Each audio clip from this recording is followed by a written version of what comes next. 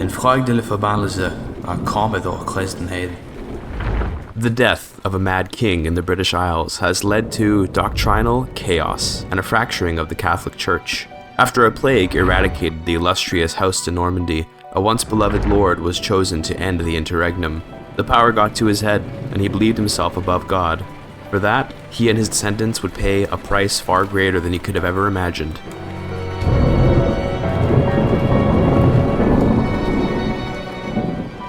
When news of the separation of England and Wales from the Roman Church spread across Europe, reactions were mixed. Some lords assumed the heresy would die with its founder, or that England was too much of a backwater for anyone to really care. Some lords were gnashing their teeth, just praying that the Pope might send them to cleanse the land of its heresy, the loot they'd take home, their just reward in service to the Lord. For one king, there's a personal opportunity to be had, though. Bjorn Svensson, the monk king, was elected to rule Denmark for his good character, as the Danish kingdom had been wrapped up in familial rivalries and near constant unrest for some time now. Unfortunately for Bjorn, the nobles have once again changed their tune and are now actively fighting to overthrow him. What's worse, his brother Niels is off in England, married to the heretic Queen Mary, eldest daughter of the heretical doctor Linnæus Riedenger. The two brothers have been bitter rivals ever since. Bjorn is a reluctant king, but one who does seek to live up to his role. With England's fall to heresy, he's got two opportunities in one. He can put his uppity little brother Niels in his place and capture his heretic wife, to sentence her for her heresy, and he could potentially earn the forgiveness of the Lord for all of his many sins by turning England into a grant for the Holy Father. You see, Bjorn is a man of great sin. He's a homosexual who became a monk so that he could cast off his sin of the flesh, and yet he can't seem to escape the shame he feels for his love of man. Through the lash, he tries to bleed it out of himself, but he just can't. For this reason, he has never married and dedicates his life to biblical studies. Can King Bjorn of Denmark earn his forgiveness, punish his brother, and put a stop to the heresy of the English kingdom? And if he succeeds, what will that mean for the peaceful Church of England?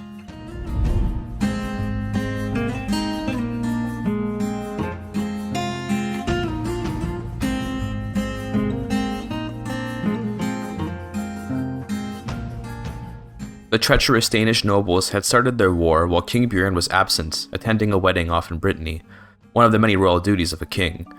Of course, what should have been a routine celebration of holy matrimony carried a complicating factor for the king. His brother, Niels, a king only by marriage, was also in attendance, in the place of his queen regnant Mary. The two avoided each other as much as possible, but it was only natural that Bjorn's blood would boil just at the sight of the man. Nonetheless, he took a breath and calmed himself. The Lord would not approve of senseless huffing and puffing among brothers. Niels did the same, but it was obviously performative. The two seemed to enter a contest of who could control their anger more effectively, both fuming on the inside but refusing to betray their ethics or to cause a diplomatic incident. The men exchanged no words, and in the end, their blood pressure would probably be the end of them, but they would both exit the wedding, feeling they'd won the anti-anger competition. Bjorn returned home to see that his loyalists and marshal had done a fine job fighting off the unruly nobles of the realm. In good time, they would be put down, and they were indeed put down. For their treason, the lords of Schleswig, Nykøbing, and Halmstad had their land seized, and Bjorn's strength grew. He secured his realm in the year 1111, and he's thinking it's time to use that power for his grand plan. Naturally, he'll need some time to prepare for some kind of great invasion of England, so he continued his duties, attending the coronation of Sweden's new queen and just generally managing his realm. Conveniently for him, Bjorn had actually inherited a claim by birthright to the English throne via his great-grandfather Sweyn Forkbeard, the father of his great-uncle Knut the Great, king of the North Sea. This matters because by having an actual claim to England, Bjorn's choice to give it up to the Pope would be all the more meaningful.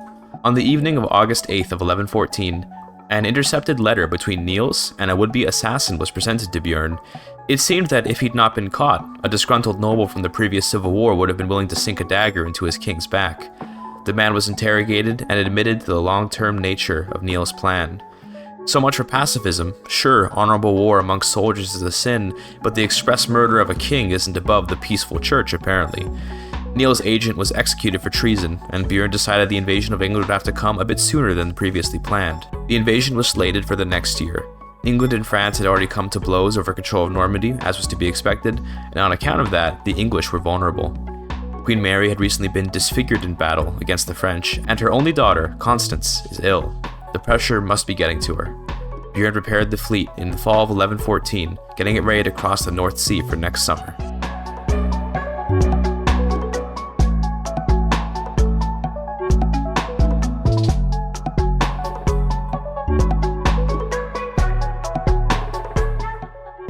A terrible blight has fallen upon Christendom. The Doctor's Peace, King Lenaic's legacy, has so far been an utter failure. Queen Mary, trusted with protecting and spreading the new church, has bankrupted the realm in an attempt to hold on to Normandy. She had not internalized the lessons taught to her by her father. When France attacked King Lenaic in the past, he gave them a battle and then surrendered the land in the pursuit of peace. Mary is not so forgiving. Meanwhile, Stephanie of Wales is being invaded by an Irish clan, the hordes of which have already claimed her husband's life. The very integrity of the Doctor's peace hangs in the balance, and the youngest sister, Aveline, is too busy administering the great city of London to help her sisters. She's even declared some ridiculous cadet branch, somehow believing that she could construct her own family, separate from all this chaos. Meanwhile, her daughter, Fawn, perhaps in some kind of ridiculous sort of teenage rebellion, has become a devout Catholic. The Triune Kingdom, established by the beloved Doctor of Wiltshire, seems to have been held together by his will more so than his lessons. That, or his daughters are just incompetent. Regardless, Mary's failure to perform has riled up the nobles, who are thinking of restoring William the Conqueror's broken lineage. Duke Tola of Kent is the last remaining son of the deposed Queen Cecilia, whose reign had been declared illegitimate due to her brother Richard's sinful life. Tola was raised in a mixed Norman-Irish family, but even that would be preferable to a queen that threatens the very existence of the nation. Regardless, Mary continued the war against France, hoping to win it and use the reparations from the French king to pay her debts. Of course, she wasn't aware of the vengeful Danish king coming for her throne. Somehow, her husband Niels had failed to mention that, in his spare time, he was organizing the assassination of a king and that he had failed. Oops. In the summer of 1115, Mary received the dire news that Danish longships were sailing up the Thames, and they carried with them a claimant to the English throne, backed up by righteous indignation. When Bjorn arrived in Kent, he expected to face little resistance, knowing the English would be fighting along the Seine. He used this time while England's armies were busy to reclaim the Canterbury Cathedral and advance further into Surrey. It took Mary a year to get her army in position to challenge Bjorn, but the worn-out survivors of a long war with the immensely powerful French kingdom left them lacking motivation and men. The English army was wiped out at Dover, the men being driven into Varangian axes or else right off the White Cliffs, either way, to their deaths. In charge of this war was a curious figure, Władysław Dąbrowa, the husband of Bodil, one of Bjorn's distant relatives. How the two ended up married was a story far too deep in the family chronicles for anyone to care, but this random Polish knight was actually a genius of strategy. Bjorn himself isn't really one for war, so he left the war in the hands of Władysław, who he trusted, given he too was a zealous Catholic. After wiping out the pacifists of Dover, Władysław marched on London, occupying it quickly and putting down some vulturous peasants looking to loot the countryside in the chaos. Faced with a war against a clearly superior opponent, Queen Mary went to see King Bjorn, who was in London enjoying the sights. She was let into the Tower of London and seated across from Bjorn to discuss the transfer of crowns. Queen Mary! Hello, sister! Don't forget, because of Niels' marriage to her, Mary is actually Bjorn's sister-in-law. And a fine good day to you, brother. I have to ask, Mary, did you think there'd be no backlash to your father's blatant heresy and betrayal of the church? What were you thinking to follow in his footsteps like this? I suppose I believed in the dream that humanity could rise above its violent nature, but clearly you and that vile king in Paris could never dream of sharing a world with people that think differently. It's not just different thought, sister. It's dangerous thought. Your heresy starts with pacifism, a noble goal, I'd say, but where your father crossed the line was to break from the church. I didn't know the man how you did, but my gut says his pride clouded his judgment, that he chose not to reconcile with our papal authorities when he could have. I can tell you this, in your father's misguided attempt to bring peace to England, he's plunged this island into more conflict than you could possibly know. I won't speak on my father's behalf. I will only speak on England's behalf. You may have won this war and secured yourself a crown, but the people will never accept it. They've suffered under the rule of sinners and tyrants before. Why would your reign last where the de Normandies failed? Sinners? You mean King Richard, don't you? King Richard was the famously reviled King of England that somehow survived the catastrophic plague that killed his father and brothers. He was hated not just for his tyranny, but because he was an unabashed sodomite, a topic of much sensitivity for Bjorn. You're right that a sinner king is not what England needs right now.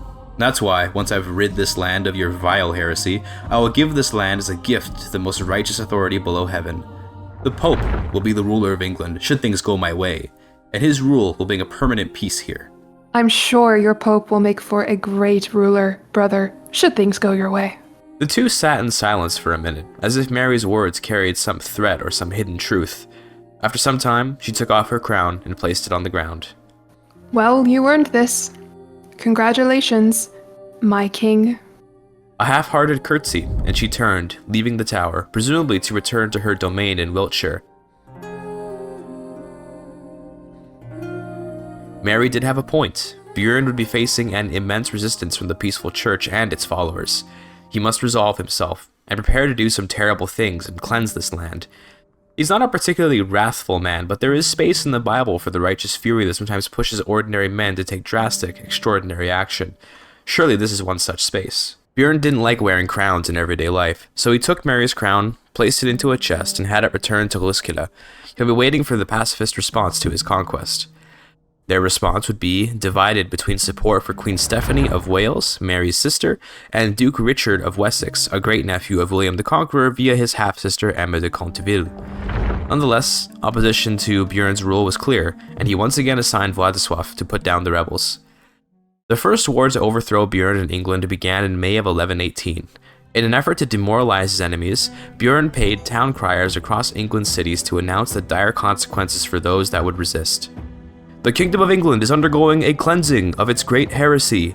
Let any Christian man or woman profess their loyalty to the Roman Catholic Church, and with their profession be saved in the name of the Lord Jesus Christ.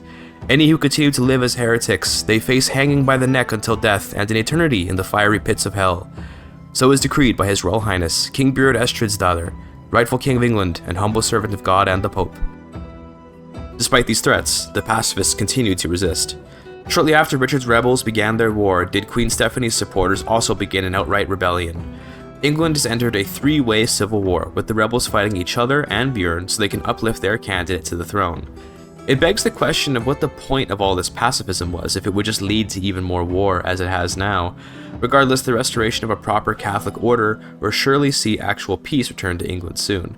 Bjorn's forces, led by Władysław, had little trouble winning battles, with the only concern for the realm being the cost of war, both due to the size of the Danish army by now and the lost revenues from the rebelling English lords. Luckily, King Bjorn had deeper pockets than he knew thanks to monetary support from Pope Innocentius. Being a well-respected man of the faith, Bjorn had an easy time obtaining papal stipends to pay his forces. Papal coins spread throughout the ranks of the Danish army, already creating an environment with a closer connection to the Pope than ever before. The king kept to his word and executed every captured heretic that he found, but he had mercy on one newborn baby, John de Montgomery, who he felt was far too young to possibly be a real heretic. Instead, Bjorn took the newborn under his wing to ensure his heretic parents couldn't possibly influence him to the wrong path. In a lot of ways, Bjorn felt very normal having a little baby in his hands to care for and raise. His siblings all had families, something which he could never have as a monk. It's for the innocent souls of babies like John that Bjorn really fights. Imagine the shame of this innocent creature being raised in a den of heresy, not knowing the truth of his own sin. Having John to raise gave Bjorn something to do beyond the dreary administering of a kingdom in wartime. The wars in England were slow, but smooth. It turns out the English had learned a thing or two about assembling castles in their history, given they were often invaded by overseas menaces, but their soldiers were not as battle-hardened nor tactically intelligent as the Varangian veterans, who saw combat as far east as Anatolia in many cases. The first of the rebels to fall was Richard of Wessex, not because he lost the war against Bjorn, but because he lost the war against his own alcoholism, dying from liver failure or some other ailment caused by his gluttony. Sin always loses in a just world. With Władysław able to focus the army entirely on the Riedenger rebels, they quickly collapsed, and the heads of the rebellion, Mary and Aveline Riedenger, were captured. The sisters would be given a trial, but one obviously with little that could possibly save them. Instead, the point of such a trial is to re-establish law and order. King Bjorn is bringing back the righteous institutions of the Catholic Church, including trials. Bjorn, as king, will act as a righteous judge and jury for the execution of this legal process, starting with the eldest, Mary. Mary Riedenger, you are accused of 3 crimes.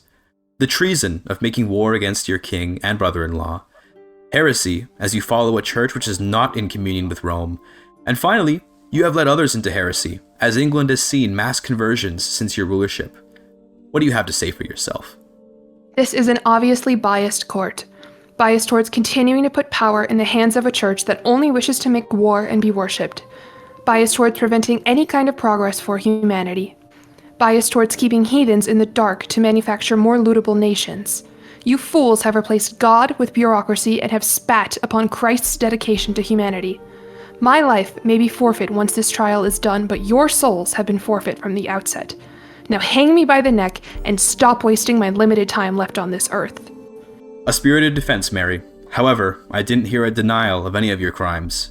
In fact, I think I've only heard further confirmations of them. You may sit and rebuke the church, lady. And you know, I don't blame you. Mary, you were raised in heresy. Your beloved father indoctrinated you, and clearly he did an excellent job. Normally, I'd simply execute a heretic. I have no care for saving souls that yearn to be lost, but you are my sister-in-law. You are the mother to my innocent niece, Constance, who I'm sure you will indoctrinate too. I cannot let that be. Therefore, Mary, I will not hang you by the neck, but I also will not let you leave here until you renounce your heresy. That or I will hang you, and take your one and only daughter, who I will raise with love and good faith. You may ponder your choice in your cell while we begin the proceedings for your sister, Aveline. You must decide by the time Aveline's trial is ended. Dismissed. Mary was dragged off to her cell, with her mask covering any emotion she could have been showing. Presumably the choice between her life and faith or her daughter would be a tough one. Bjorn didn't really show any joy in the judgment, and it was more lenient than the court expected, but perhaps he'd had a kind streak after taking little John under his wing. The bailiffs brought in Aveline, and her face was visible for all to see. It was not a happy one. Lady Aveline, you're accused of the same crimes as your sister Mary. How do you plead? Nice haircut.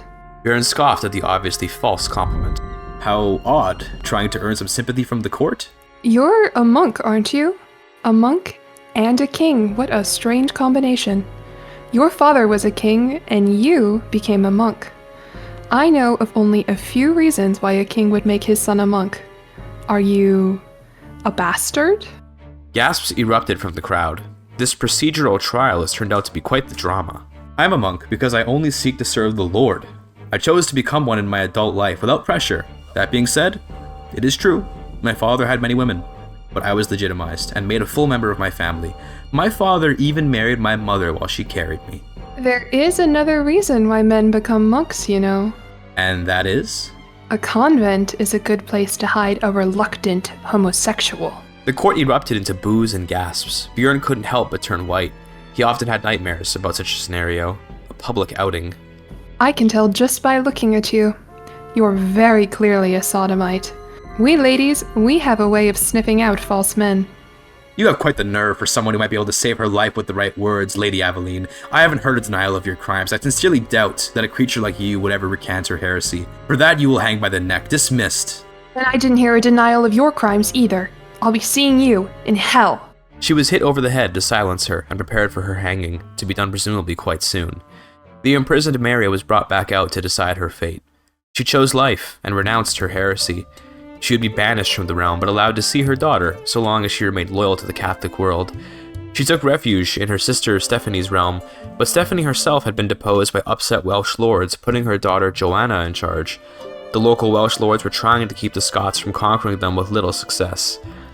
After the trial, Bjorn continued revoking territory from the various non-Catholic holdouts in England, eventually entirely revoking all of England from its local lords. He would redistribute these titles to various righteous Catholic people, choosing between a variety of English and Danish lords that he felt would not waver from the church. He also rewarded his brave marshal, Władysław, with the land of East Anglia. The man was matrilineally married to Bjorn's niece, so a Polish dynasty wouldn't be founded here in England, but at the very least some Polish blood would be entering the realm. The last question of what to do for Bjorn was with regards to his heretic brother Niels. It's unfortunately rather anticlimactic, but during Mary's trial, Niels was back home in Wiltshire waiting to know what would happen to his wife. During his anxious wait, he flagellated himself in a similar fashion to what Bjorn sometimes does to help relieve stress. It turns out, Niels had gone a bit too far and accidentally bled out. Some grand confrontation might have been nice to have, Bjorn thought, but ultimately, one less heretic in the world is more important than petty revenge. He kind of felt bad though. The Christian thing would have been to reconcile. Alas, he had been robbed of the opportunity to do a good thing. Bjorn held on to the Kingdom of England to begin the Christianization of the peasantry, which should be easy. He also granted Canterbury, and by extension the rest of Kent, to the Pope directly as a start to what he'd be handing over later. This period of re-Christianization lasted for about a decade, during which Bjorn would oversee the kingdoms of Denmark and England and continue to raise John as his own son. John adopted his guardian's zealous attitude and patient demeanor, becoming a man in his own image. Eventually, Bjorn the monk king would adopt little John, now going by Johan, to become his son and heir to Denmark, feeling that this boy was a more worthy king than a noble that he knew. Johan Bjornsson, once a boy from a little-known English noble family born into heresy, has become a shining example of Catholic values. Bjorn arranged for his betrothal to Eleanor Bodilsdottir, the daughter of Władysław of East Anglia and his niece, as yet another way of thanking the man for his service. It took a decade or so, but Bjorn successfully brought England's people back to the church, with a few holdouts here and there. He soon became old enough to feel his body weakening, and by March of 1139, his last action as king was to grant England to the Pope and declare his adopted son Johan to be the new king of Denmark. Bjorn died under the epithet the Unworthy, not because he did anything wrong in the eyes of his subjects, but because he had declared himself to be unworthy of rulership when he granted England to the Pope. He had often spoken of the need for a righteous ruler in England, and his unworthy status meant more to indicate his humility than any sort of incompetence. As for Mary, Stephanie, and Aveline, their stories would achieve the status of legend. In the peaceful church, all three would be well known. Mary became reviled for her choice to abandon the faith and was seen as responsible for the fall of a peaceful England, despite the fact that she quickly recanted her conversion to Catholicism. She was especially shamed for being the only of the three sisters to still be alive. She had traded her principles for her life. Stephanie, dethroned by the Scots, only ever tried to defend her realm, but ultimately died of a broken heart after her sister's misfortune. She at least raised some sons and daughters who could carry on the faith. Meanwhile, Aveline went down in the church's history as a martyr who spat in the face of her enemies. Her dedication to the faith in reality was probably relatively minimal, but her choice to resist Bjorn and provoke him in the face of death was more important than her true faith. Nonetheless, the only sister to have had any heirs that lived on was Stephanie. Her daughter Joanna lived in exile in the frigid wastes of Karelia with her brother, sister, and husband, the first Pope Hugh, appointed by her grandfather Lenaik a long time ago. She must carry the fate of the peaceful church on her back, and it was a heavy burden for sure.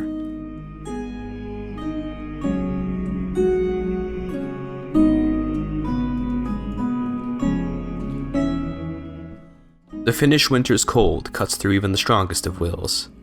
Fur coats and warm fires may keep the body alive, but the relentless nights can make anyone lose their mind.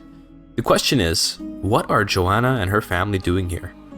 Well, the Catholic world has it out for them, but to the east lies the Orthodox world, the Eastern Rite, which might be willing to at least host them as exiles, if not perhaps help them out in returning home. Joanna, daughter of Stephanie Riedenger, is the secular head of what remains of the church, her husband Hugh the theocratic head.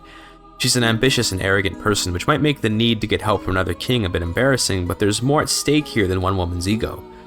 The little group of faithful evangelists, some might call it a cult, took their camp to Novgorod, the seat of the Russian king Mstislav. Now, Mstislav is a pretty horrific counterexample to a king guided by divine inspiration.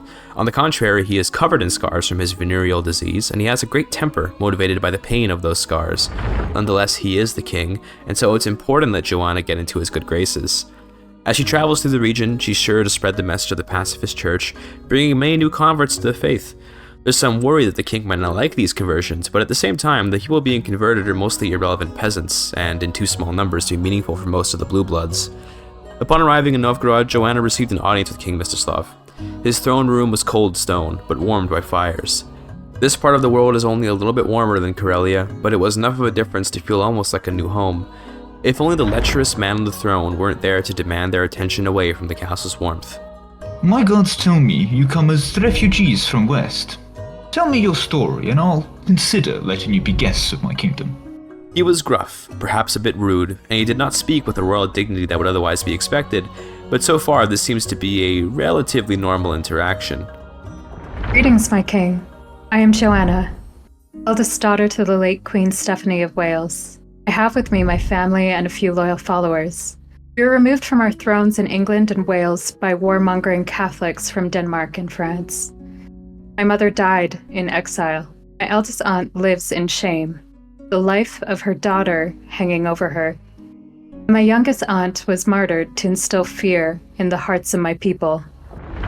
I am their last hope, and I only ask that you let my small group make your vast kingdom a home until the time we have enough strength to return home. If you do this for us, we'll be forever in your debt. She looked Mstislav in the eyes during the whole tale, hoping to appeal to his humanity. She was unaware that he was a man that would not easily be convinced by compassion or stories of difficulty.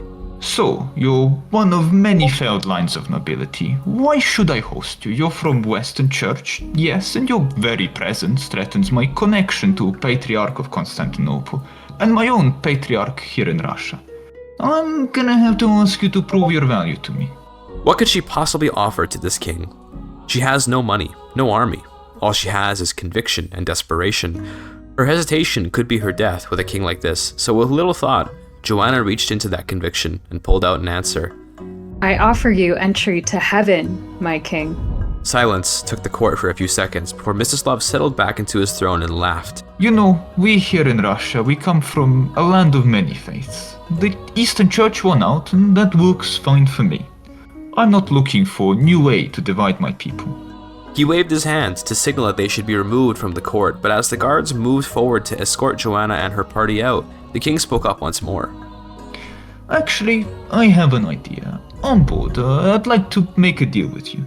He motioned for the guards to back off and for Joanna to approach him. Fetch me our best map of Europe. He beckoned for his chancellor, who quickly retrieved the map. I'm going to chart course for you to traverse. It's a round trip. You'll be stopping at Constantinople, Illyria, Bohemia, Germany, Francia, and eventually Anglia, the place you come from. I want you to follow the path I've drawn here on map and return to my court afterwards. If, upon your return, you can bring me 100 converts to your faith, then I'll consider opening my arms to them. If only because it would make for some good history. Would you not disagree? It was definitely a strange offer, but it was better than nothing, wasn't it? Joanna really had no choice but to accept. I've never really trusted those Greek priests anyway. They feel so superior to us Varangians. No matter, however this goes, story of your return or of your untimely demise on your travels will keep me and this court entertained for a while, yes? He put his hand out for a shake, with a surprisingly serious look on his face for a man essentially making a joke of these religious refugees' exile. Nonetheless, the two shook on it, and Joanna prepared for the trip. She took on some local work doing menial tasks to get enough money for the trip. They'll need food, water, and money for inns and so on. Unfortunately, Joanna's already infirm husband, Pope Hugh, passed away before he could embark on the great pilgrimage. In his place, a prominent Welsh theologian, Geoffrey of Monmouth, you may have heard of him, became the new pope. He would be sure to record the story of their travels once they began, and luckily he's got a mind for creativity. Although Joanna will certainly spread the faith as best she can to assemble these 100 followers to show the king, Geoffrey's ability to turn this long pilgrimage into a story for the ages might help spread the faith further down the line, assuming they don't all perish along the way. Looking over the route, it looks incredibly dangerous. The mountains and forests are completely foreign to Joanna and her party. Through faith alone, they will fight to survive. The pilgrimage began on September 12th of 1140. Joanna encountered her first proper convert to the faith while in Lithuania, a Norwegian woman named Saga, who got along quite well with Joanna. The two were very different from each other, but Saga's light-hearted nature and flirtatiousness was a fun distraction from the dreary realities of their expedition. She joined their group, even converting to the faith, after being convinced by Joanna's story of her grandfather's aspirations for peace. She liked peace. Not every encounter was so friendly, though. Entering White Russia, they encountered their first bandits. These were the type of men to see only their current lives as being anything of note. The afterlife was an afterthought, and yet Joanna's conviction precluded her from fighting the brigands. There are far greater riches in peace than war. If you join me in my pilgrims, you'll have a high place in the new church. Normally you wouldn't expect an appeal to future gains to work on the short-sighted minds of criminals, and yet the brigands relented. The approaching sound of a Belarusian boyar's druzhina was a mere coincidence in Joanna's mind. As the boyar's men approached, the brigands took a stance of protection for the pilgrims, but sniffing out brigands is their specialty. The druzhina demanded they halt, but Joanna spoke out, proclaiming that these men were on a holy pilgrimage. They'd have to slaughter every innocent pilgrim here to touch these brigands. Rather than risk the bad reputation, the druzhina moved on, and the brigands swore their loyalty to Joanna for saving their lives. Another addition to the peaceful church. Not all who interrupted the pilgrimage were hostile, though. Instead, Joanna would have to face the extremist elements in her own entourage. Along the way to Constantinople, a preacher who survived the destruction of England, a man named Theobald, was working on making his own little heretical sect. He's a millenarian, a preacher of the end times. Joanna returned him to the flock, assuring him that England's fall was just a test of their will. He joined the pilgrims too. In the great city of Kiev, Joanna met a poor man begging for money to buy medicine for his family. She demonstrated her piousness by giving the man pretty much all the money she had, knowing the man needed it more than her. Something changed within her. She had been raised as a noble, and on account of that, she would always have something of a blue-blooded arrogance. But Joanna felt somehow connected to the peasantry after all these experiences with the local people. Their lives are hard, and hers is now too. They have more in common than they could know, and so Joanna's arrogance would be replaced with compassion for all people. She's beginning to feel almost prophetic on this trip, and previously she might have indulged in that. Instead, it's more her followers than anything that are convinced of her divine will. Even the nominal Pope of the Peaceful Church, Geoffrey of Monmouth, is losing theocratic relevance to Joanna, but this pilgrimage is more important than the balance of power between the secular and theocratic authorities. The trip continued down the Black Sea coast as Joanna's party entered Bulgaria. They assembled more followers and arrived at Constantinople, choosing not to stay for too long for fear of Byzantine aggression. While in Greece, the sights were beautiful and the land was relatively peaceful. While much of Russia and the land along the Dnieper River was in turmoil, Greece was a place to make friends. That Norwegian pilgrim, Saga, was down to earth enough to treat Joanna like a proper person. To her, she was something special, but not necessarily the savior of humanity or anything. They became best friends along the roads in Macedonia. The Balkans proved somewhat dangerous, but Joanna's way with words once again benefited her. By now, her reputation had started to spread, and brigands wouldn't dare harass her except to join the flock. The Danube River would have been rough to cross, but by now, knowledgeable people like engineers and builders had joined the pilgrims. Joanna's zealots constructed a bridge with ease, showing that religious motivation can easily outpace monetary ones. At the river, she met another wayward soul, an Englishman standing stark naked across the bridge. The man claimed to have the innocence of Adam, but Joanna brought yet another stray lamb back to the flock. Adam Butler, once a crazed heretic, became one of Joanna's most dedicated followers, but he did not join the pilgrimage. He instead promised to spread word of the peaceful church himself to Eastern Europe. Things got more complicated when Joanna entered Hungary, Poland, and the Empire, which were Catholic, and much more hostile to her and her heresy. Nonetheless, the sheer crowd of pilgrims was in a way intimidating. Joanna had no way of properly counting, but she'd surely amassed by this point a few dozen followers. The path to Mstislav's 100 convert requirement is surely coming soon. Joanna managed to avoid any danger during her trip across Germany by telling her followers to blend in among the local population. They weren't above pretending to be proper Catholics, taking a trip to Canterbury. Joanna herself took off her jewels and ornaments, blending in among the pilgrims to avoid suspicion. Nonetheless, Holy Roman soldiers would occasionally question them and cause trouble. Some people would be captured and dragged away if they were suspected to be heretics.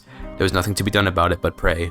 The pilgrims entered France, where they were actually welcomed. The French kingdom had come to see Joanna and her pilgrims as a political opportunity to weaken England, and so were happy to not just grant them passage, but guard them along the Seine towards Normandy, where remnants of the peaceful community had made homes. Although French authorities treated them as heretics, they weren't as harsh as the rest of the Christian world. The enemy of England is France's friend as far as they're concerned. Now, if Joanna were to return to power in England, surely the French would once again oppose her, as their goal is to just sow chaos across the straits. She crossed into England with the help of many errant members of her church in England. The peaceful church still holds significant power here by sheer numbers, despite Bjorn the Unworthy's work to destroy them. Canterbury was of course under guard, and papal guards were placed there to keep heretics out. Nonetheless, Joanna was on a mission, and she would not hide behind false pretenses to enter this holy place.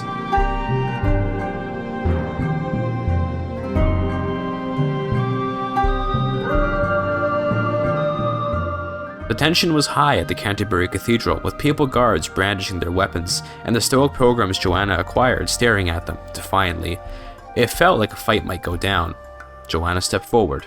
You men that stand at the gates of this holy place, will you dare spill blood here where God can see it so clearly and so egregiously? Is a church not a sanctuary for the downtrodden and the refugees of this world? Strike us down, and with each blow, send your soul into a deeper trough of hell, or step aside and do what you know is right. Words can go a long way, but there was the other reality to comprehend here. There are at least 80 or so pilgrims here, who do not look afraid of just a handful of men with middling weapons and armor. Maybe it would be best to let them pass and get revenge another day. After all, is a guardsman's wage worth giving one's life away? The guards parted ways and allowed the pilgrims in, who entered Canterbury and basked in its beauty. It was nice being back in England, even if only briefly.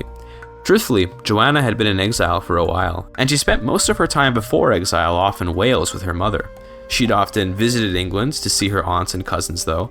Nonetheless, England was, in some ways, a land of enchantment for her. It's a place of legend, really. But turns out, it's just another place, once you actually get there. The pilgrims prayed in peace for some time, allowing other Catholics to come in and join them if they wished. Most of them elected to wait for the pogroms to pass. After some hours, Joanna estimated that she must have assembled over 100 followers by now and prepared to return to Novgorod. She considered staying in England and trying to struggle for power here, but she knew the papal military would easily wipe her out. Instead, she was best off getting out before any major armies could remove them from the kingdom. It's quite likely that the Pope had already heard she was coming to Canterbury, but that he would be unable to muster an army to send off from Italy for some time. Instead, this was an opportunity to show her truly peaceful intent. She did not come to Canterbury to cause an insurrection or to fight. She came to praise the Lord and then to leave, which she did in May of 1143. Her trip had started in September of 1140, meaning she's been on the road for nearly 3 years. It's been quite the experience, and surely news of her travels will have spread to Mstislav by now. Joanna is praying that he'll keep to his word and allow her people to find refuge there. She sailed through the North Sea, past Denmark, and then through the Baltic before landing in Estonia and walking to Novgorod. She arrived in early January of 1144 and was welcomed by Mstislav. Scribes immediately began a head count to see how many pogroms she'd acquired. They very quickly hit 100 heads, and Joanna was granted an audience with Mstislav. The guards that let her in seemed themselves impressed that she made it back at all, and the cold of the courtroom was this time replaced with a court full of observers and curious nobles. Well, looks like you made it. How was your trip, refugee queen? It was a holy one for sure, King Mstislav. We were met with many obstacles, but we were surmounted by the power of our faith. I've brought to you the product of a true dedication to the Lord, and I hope it might sway you. Remaining so humble even after such a grand success was quite something. It was cute to a tyrant at heart like Mstislav. The talk of your journey has spread across Europe, you know. Peasants report losing their sons and daughters who abandoned their home to join you. Have you ever thought about the families you've torn apart? That was a surprisingly insightful question for a king that supposedly just wanted some fun. Joanna met the king's eyes, looking up from the ground to address him. No true faith comes without turmoil. The families torn asunder by my faith are good, because it makes people question their beliefs. I wouldn't want a world where everyone follows the church they were raised into. I believe that if one of my followers wishes to join another church, they should be welcome to it, just as Catholics or Orthodox Christians should be able to join mine. But think of all that conflict. Aren't you supposed to be pacifist of your own confession? I say at least one of your pilgrims has raised fist in revolt at their loving mother or father demanding them to stay home. I would hope not, but it could be so. As before, so remains now that all mankind are sinners, and for every fist swung for my faith, I hope there will be a punishment in the heavens for it. Mstislav leaned back in his throne, looking at the crowd of nobles listening in on their conversation. Well, don't you speak well, little lord. Deal do be deal. Your people can stay here until they feel it's time to leave. Not just that, I, Mstislav of House Riedenger and King of Novgorod, will adopt this peaceful church, as will my heirs and their heirs for generations to come. It's interesting, having a bit of a debaucherous king as your first noble convert, Joanna thought to herself. But this does pose a problem. This man now represents the most powerful secular leader of her church, and he's not exactly a shining example. The answer to this conundrum is not to get him to recant his conversion, obviously, but instead to accumulate more converted kings and dukes, surely. Joanna exited the castle and told her followers that they're free to stay here in Novgorod or to return home or continue to follow her, whatever they preferred. She'll be making trips across the various duchies of Russia and to the kingdoms of Estonia and Lithuania to try and spread the faith to more reputable lords. After converting many counts and dukes across Russia and the Baltic, Joanna would meet the king of Lithuania, a Catholic named Gauronis, who was relatively new to his throne. He was in immense debt and chose to embrace the peaceful church in the hopes of seizing Catholic assets for his realm. He's a good man, but one driven to extreme measures by his realm's economic ruin. It's no guarantee that he can keep his power with all that debt, but he'll try his best to make it work while operating under a new church. Pacifism, when adopted by those in power, is always interesting because it's so inherent to rulership that violence be enacted, especially for monarchs that are barely hanging on to power like Gauronis. Will it be difficult to really live up to pacifism's ideals? But that's an issue for all kings of pretty much all faiths. And so, Joanna set up camp out in Latvia with 2 kings supporting her church, neither of whom really seemed to be incredibly powerful, but she at least had some land she could be safe in. Nonetheless, she and her loyal followers were thinking that this land is no replacement for their home in England. The truth is, these kings have taken up their beliefs only for the secular benefit of it, and that without an actual core realm to call the heart of the faith, it's unlikely the peaceful church will really prosper as anything beyond a political tool. Joanna started to have a sort of wavering faith at this point. Wouldn't it be so easy to muster her zealous followers into an army and reclaim England? Wouldn't it be so simple to meet the Pope on the field and through righteous fury depose him from his false throne in England? Joanna had, truth be told, gotten lucky on her pilgrimage that, at various points, she had not faced greater dangers, and that she encountered people who were amenable to a change of perspective. In another world, she'd have been killed by bandits looking to loot her rings and finely woven clothes. She could have been killed by just about anyone with enough callous disregard for humanity to kill pacifist pilgrims for a little gold, or maybe just for fun. Was violence an inevitability of the world? The ultimate test of that idea will be to return to England and find a way to reclaim her home.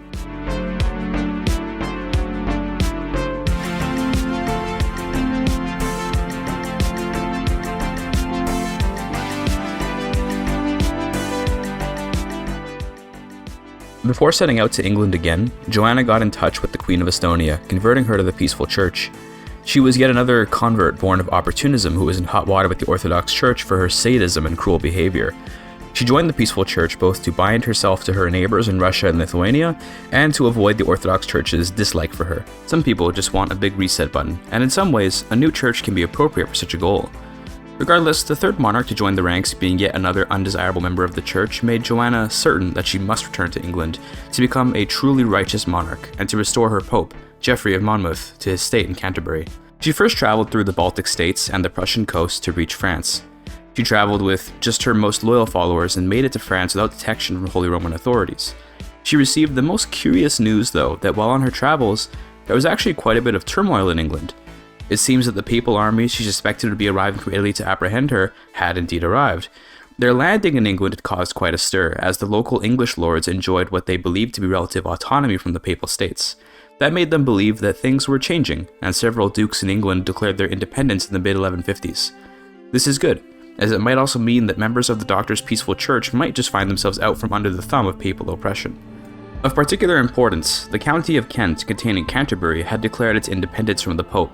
The local lord there, Earl Siffre the Old, as implied by his self-describing epithet, was a man who'd seen much of Léné d'Angers' rule and had witnessed all the war that had consumed England in recent decades. He was outwardly a Catholic, but upon Joanna's arrival in the area, he gave her a big hug, welcomed her home, and of course came out as a crypto-pacifist. This is important because with control of Canterbury by a proper pacifist, the Doctor's Church now has an actual place of proper congregation, and a place to seat Geoffrey of Monmouth, the Pope of this church. Joanna would spend the next while in Kent, preparing and then traveling to other parts of England and working to find other crypto-pacifists. She's operating much more openly now that papal authority has waned here. The important thing is to get word out that the church and its leaders are back in town. Not everyone in England is pacifist though, and much like Bjorn, who liberated this kingdom, there are hawkish Catholics looking to please their pope in Rome. Whether because of an attempt to atone for their mistake of independence or to earn some bonus points as loyal subjects, the Catholics are looking to wipe out the pacifist church once again. They declared war on Siffre of Kent, looking to retake the cathedral. Remember Joanna's worries about the utility of pacifism? Well, she's starting to think of that again, and in her thoughts, she's come to the conclusion that actually a little bit of self-righteous defense is perhaps in order. She joined the war, she and her many companions, to fight against the Catholics in open combat, where lives will be lost to wanton violence. The first crack in an otherwise united church. Although inexperienced in combat, the zealots of the church have a critical advantage. Their resolve will never break. In medieval warfare, the side that breaks is the one that loses, even if their casualties are lower at the outset. That's because the real death begins when backs are turned and feet have faltered. On account of this advantage, did Joanna's forces absolutely wipe out the East Anglians and win the war for Siffre of Kent. It was after that war that Joanna began writing a journal, or perhaps a chronicle, about her experiences. She wrote a book called The Arguments for and Against Nonviolence, which she intended as a journal to help her organize her thoughts. She would never intend for anyone but herself to see it, and it would stay that way because it might otherwise cause a total collapse of the peaceful church. The most recent passage spoke of her many difficulties with pacifist thought, and explained that ultimately, peace can't be obtained through itself. It was, in some ways, a scathing piece about the failures of her own church and ideology. In truth, the fact that she's been able to survive has had pretty much nothing to do with pacifism. Nonetheless, once peace has been obtained, its maintenance is a worthy goal, and that is Joanna's new focus for the church. Her once slavish dedication to pacifism and total faith in it has been replaced by the pragmatic temperance of a proper queen. The church can't know that yet though, and hopefully within her lifetime, Joanna can guide the people slowly towards an evolved view of nonviolence.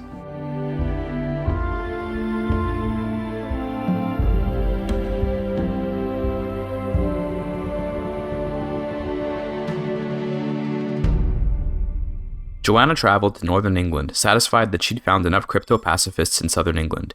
She urged them to stock weapons, strictly to defend themselves, and told them to be patient. She'd soon return peace to this land. In northern England, the land was different than she remembered it before she left. English was not the language of this region, but Danish. It harkened back to an older era when England was not yet a kingdom, and when the land was split between the Saxon law and the Danish law. Yorkshire had always kept some of its Norse influences close to his chest, but nowadays it was more Danish than ever. The local duke was a strange appointee, Anthemos. Nobody knew who his parents were, or really where he even came from. Some say he was possessed by demons, and that he used to be a local small-time Saxon lord that hid his head and woke up speaking Greek. The look of his face betrayed his supposed Saxon origin. A Roman nose and olive skin certainly were not traits of the Saxons or Danes, but however he got here, he is now here, ruling over the Danes, Saxons, and Normans of the land from the neutral position of a Greek. He seemed to be iffy on this whole peaceful church thing, but he'd heard of the rout that the East Anglians suffered at the hands of Joanna's church and chose to let her stay in Jorvik. After letting Joanna do some work for the locals and feeling the pressure from her ever-growing campsite, Anthemos did embrace the peaceful church. It was with the north secured for the peaceful church and the south ready to rise up at a moment's notice that Joanna returned to Kent. She took on the mantle of a missionary. In April of 1163, Joanna very publicly made her presence known to the world and began her travels from city to city, farm to farm, and church to church, telling the people of her church that the time was here, the time to occupy the churches and the time to draw swords on those that opposed them. Lots of the peaceful church's adherents were quite happy to accept a simple self-defense narrative. It made sense, as pretty much any pacifist understood that self-preservation was reason enough to fight back. There were hardliners, though, true zealots, who would prefer to use their words and sit in the grass. They found places in these uprising communities. They would treat wounds, or scout, or perhaps cook and clean, man or woman. What defined roles in this community was willingness rather than gendered duties. With the years suffering under Catholic rule, there was plenty of willingness to fight. Tiny local conflicts would drive out the Catholics as Joanna went around the land. Sometimes the locals lost, sometimes they won. Where they won, a pacifist majority would rule, and where they lost, a Catholic won. The lords above would also pick their sides, however Joanna had a way with words when it came to them. Most of England's noble leadership had joined Joanna's side. The conflict actually spilled over into Normandy, which was still of iffy loyalty to France at best. It turns out that the home of a bellicose people had taken well to pacifism and adopted Joanna's church. What's more, the Queen of France had thoroughly enjoyed hearing of all this conflict in England. Simultaneously, she was in hot water with the Catholic Church for her adultery, and her mind was quickly leaving her. In a somewhat out-of-character, hasty maneuver, Queen Blanche of France accepted the faith of her Norman subjects, converting to the pacifist church. And not just that, she also promised to Joanna a sizable retinue of Frankish soldiers. Don't be fooled though, Blanche is a barely functioning old woman whose conversion will probably have little to no effect on the rest of France. By October of 1166, England was drawn nearly in half between Catholics and pacifists, and Joanna has removed her missionary mantle. She is now a queen, who has come to claim her birthright in the name of God's righteous peace. War does not come naturally to her at first, but very quickly the natural order of struggle, the desire to relieve the gnawing hunger which these wolves have held in for so long, comes to Joanna. To indulge it is just one step to peace.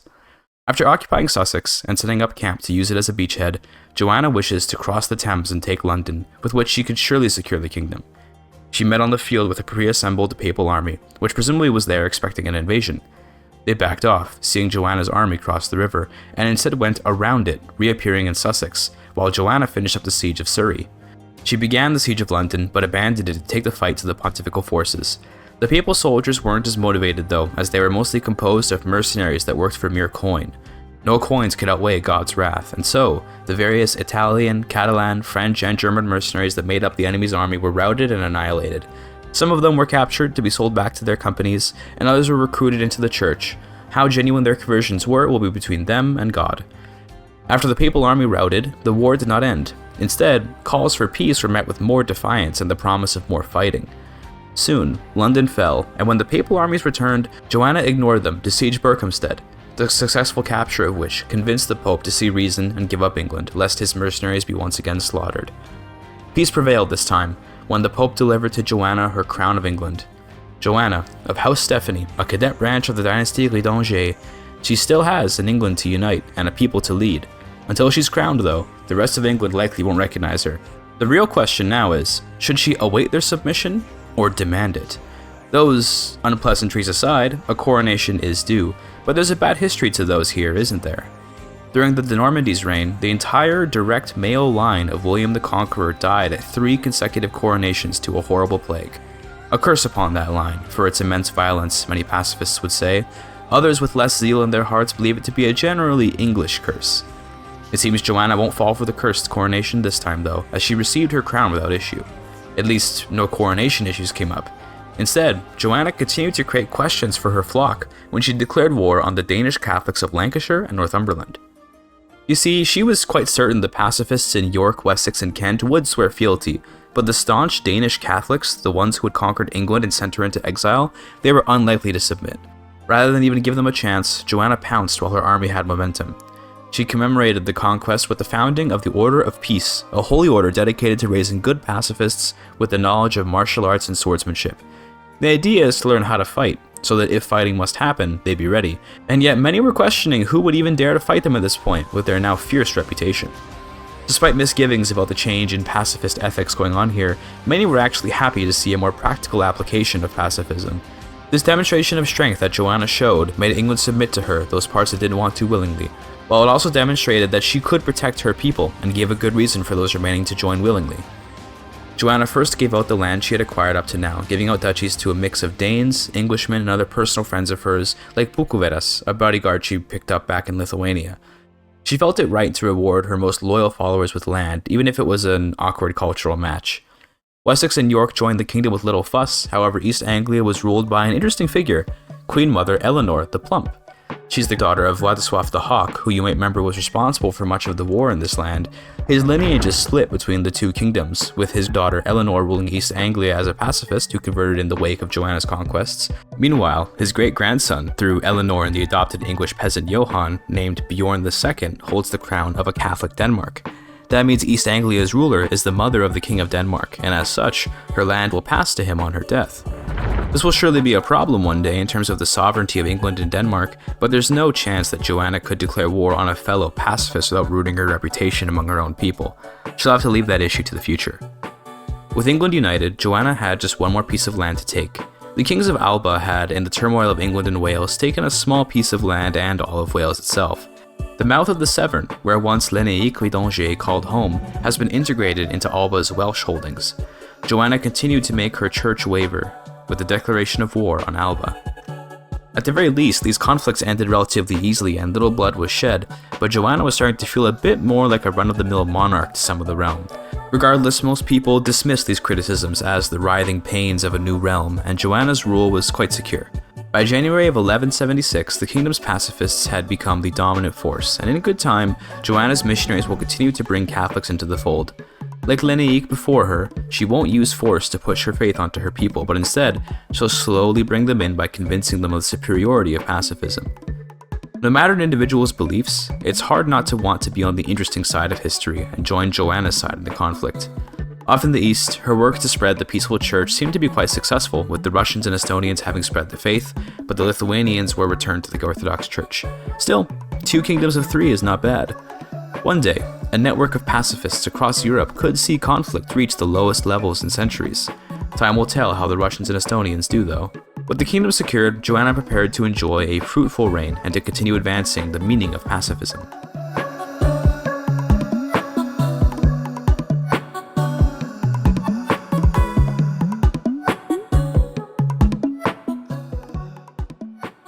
Ever since the founding of the Order of Peace, the militancy of the church has been rising steadily, and Joanna has not discouraged it. As of January of 1177, she's 72 years old, but still quite healthy. Life on the road has given her a powerful body and an even stronger will. If she could, she'd live for another 72 years, but she's probably got like another decade in her. Most of Joanna's time will be spent on preparing her heir, Maurice, for the throne. He hasn't really come up much because other issues were at the forefront of the Queen's mind until recently.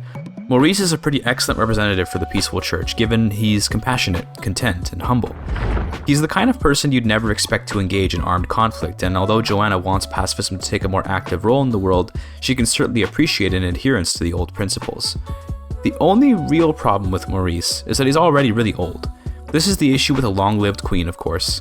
Maurice's son, Hugh, will likely be king soon too, and he's also an excellent candidate for king, albeit perhaps a little too easily convinced by the words of others. In case her son or grandson have trouble during their reigns, Joanna continued to invest into military solutions to her problems. She created an accolade for her loyal knight Roderick, a Catholic peasant she'd befriended during her travels. She promised him this accolade if he would convert, and so of course he did. He was given the title of Honourable Peacekeeper and command over the longbows of England.